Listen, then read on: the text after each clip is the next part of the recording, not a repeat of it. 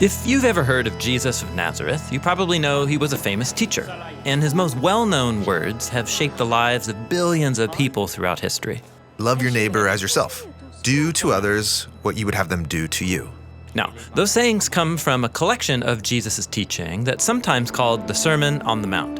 It's only 3 chapters long, but its ideas and images have endured throughout time. You are the salt of the earth. You can't serve both God and money. Take the plank out of your eye before you take the speck out of another's. In the sermon are some really challenging teachings. If anyone strikes you on the cheek, turn and offer him the other cheek. Love your enemy and bless those who persecute you. And there are also some really puzzling teachings. If your hand causes you to sin, cut it off? But the Sermon on the Mount is not a random collection of Jesus' teachings. They've been organized in a beautiful way so that it's easier to remember and meditate on. There are 3 main parts of the sermon, the middle of which has 3 parts, and then each of those middle parts themselves have 3 parts. Wow, the sermon has been carefully designed. Yes, and right at the center of the center is the famous prayer that Jesus taught his followers. Our Father in heaven, may your name be treated as holy. May your kingdom come. May your will be done on earth as it is in heaven. Well, what does that mean for God's kingdom to come on earth?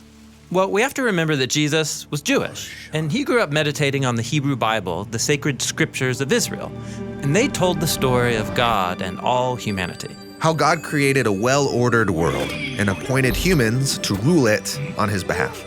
And when humans rule with God's wisdom and love, and when justice and peace prevail and there's enough for everyone, that is God's kingdom and God's will being done here on earth as it is in heaven.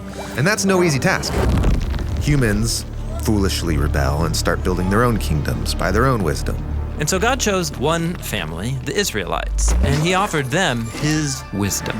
It was called the Torah, which in Hebrew means the teaching. And beginning with Moses on Mount Sinai, God entered into a sacred covenant with them. Why only select one family? Well, the goal was for the Israelites to be transformed by God's wisdom so that they could represent God's kingdom before all the nations. But in Jesus' day, God's kingdom was nowhere to be seen.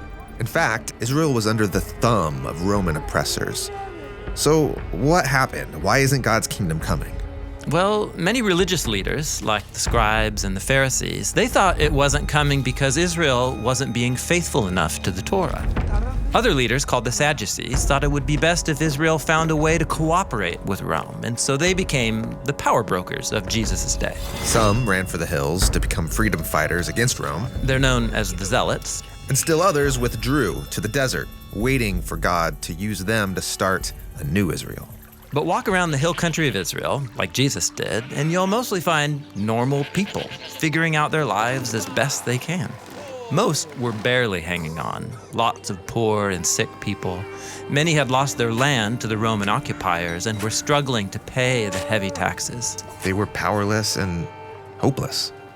And so Jesus went to these people, healing the sick and announcing that God's kingdom was arriving. People gathered from all over to hear his teachings, and one day, Jesus went up to a tall hill and said the arrival of God's kingdom was starting here and now with them. You mean with the powerless, the weak, the nobodies? God's kingdom begins here? Yes, this is why the very first line of the Sermon on the Mount is, "Blessed are the poor in spirit." In other words, where can you go and see God's presence and blessing springing to life? Among the rich? Among the powerful? No, Jesus says. Look where people are poor, where they feel crushed and defeated. God's kingdom is beginning with the people standing right here.